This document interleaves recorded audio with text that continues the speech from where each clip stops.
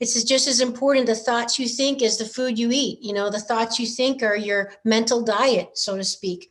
And a lot of people have crappy mental diets, and I don't care how perfect your exercise program is and how on point your diet is. If you're thinking crappy or you're in a relationship that you don't like, or it stresses you out, or you don't feel safe and you can't be your true self, you will never be happy and fulfilled. You will never achieve the level of self-actualization and fulfillment that most likely you aspire to. You've got to look at all the aspects of who you are and what you are to be what you want to be. And I started my podcast because I've been functioning my life. What helped me survive is predominantly in my masculine energy. I mean, not only do we live in a patriarchal society currently, which is changing, but I also grew up in a very masculine dominant mindset type of family. And New England is also very much, nose to the grindstone, don't feel it, just do it, and all that. So I kind of had to recalibrate myself, and for several reasons kind of had like a midlife crisis of, oh my God, I can't do this anymore. I think I'm just going to blow up, and had to recalibrate to bring more of my feminine qualities online. Now, I'm a very feminine woman.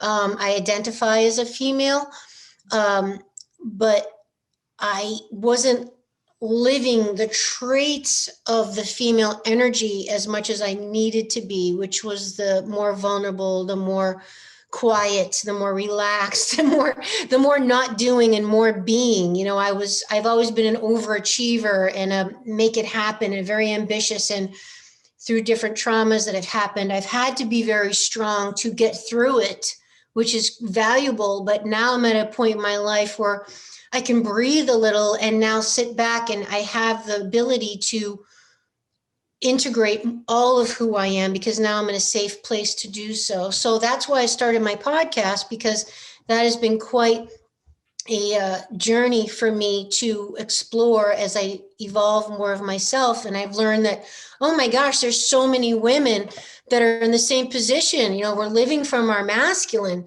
And let me just get very clear. Not to just keep rambling here, but I just want to make sure everyone understands that one is not better than the other. And I talk about this in my show, that masculine is not worse, feminine is not better. That's not even the point. The point is that we as human beings, regardless of how you identify, even if you're a man and you identify as a woman, it doesn't matter. Every human being has elements of both in them. We are all the masculine and the feminine. We are all the duality. It's how we identify, and are they in balance? Are they working for you?